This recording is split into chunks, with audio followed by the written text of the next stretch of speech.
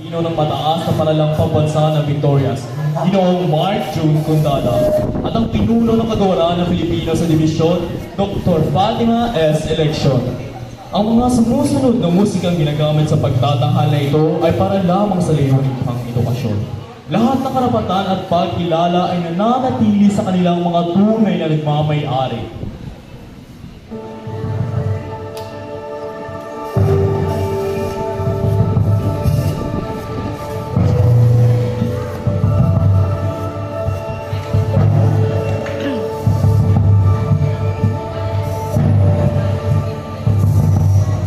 Ang tanghalang ito, ang tanghalang ito, ating ngayong walang makakapigil, hindi tayo titigil, hanggang puno na ang gabi ng ating dala. ikuti Ang problema, ang tanghala'y pag-asa.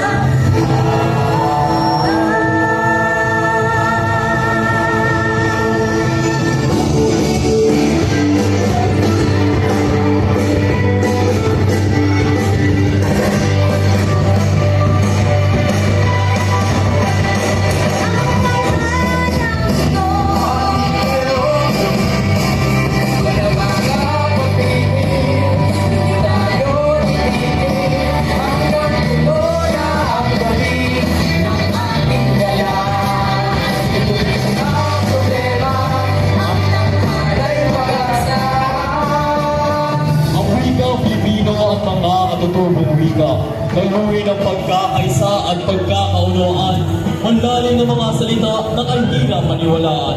Ang rason, wikang Pilipino at katutubo ay unti-unti lang nakakalitaan. Ating sinayang ang isang yaman, kahit di siguro ako ay inyo na rin kinalimutan.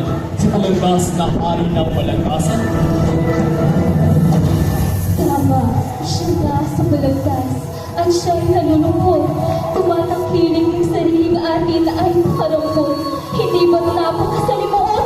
Napasa kamay ng banyaga, Hapon at mga Espanyol. Impluwensya ng kultura at paniniwala ay sumibol. Ipinamana ng inang bayan ay huwag din sanang kalimutan. Lalong-lalo na nakamit na natin ang kalayaan. Kay tagal kong sinundan, puso ay pinapapalagan.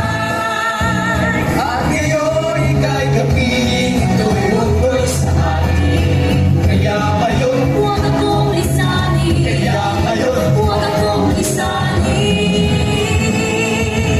ang tanghalang ito, Mahalin ang sariling atin, ang sariling wika. Mabuhay ang wikang Pilipino! ang tanghalang ito, ating ngayon. Walang makakapigil, hindi tayo titigil, hanggang puno na ang gabi ng ating galan. Tuwing ang problema, ang tanghala'y pag-asa, ang tanghalang ito. Ang tanghalang ito ay ating ngayong gabi.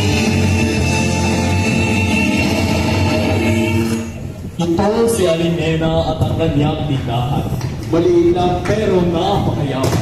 Napakayaman sa sining at kultura na kahit kailan hindi mabubura. Iba-iba man ang kanilang kinabulan, ngunit sila'y nagkakaintindihan at nagkakaunawaan. Pagmamahalan sa pamilya, kapitbahay, kalikasan at pagkakaibigan. Halika't ating tuklasin, pagbarin ng nakaraan at hanapin ang kasagutan.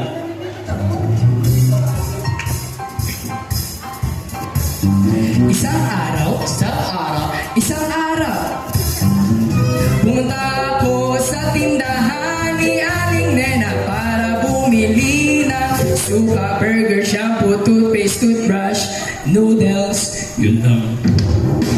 Babayad ko aking tayo sa talang nakatungo sa bilis.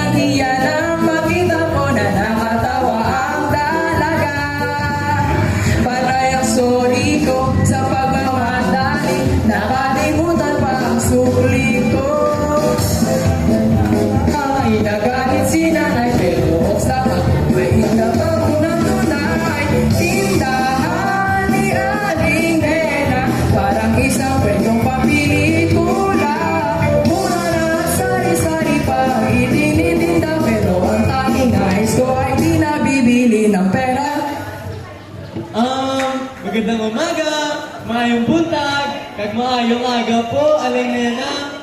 Sa imo mandani ka, nga ang tsula da munyeka. Ay, walang magandang umaga pang utang na naman ang bubungat sa aking Jud, ha? Naku, aling nena, bawal po yan. Sige ka, ang inyong ganda ay mababawasan. Ay, totoo ba? O siya, ano ba ang iyong uutangin? 1 kilo bigas, noodles sa toothpaste, kag, tagipusoon sa bata nyo. Ba? Malis ka na bago papawiin yan. Puro ka utang. Kay haba na ng ano mo. Kay haba na yung listahan. Opo, aling nena, sa susunod na taong ko na babayaran. Next week po.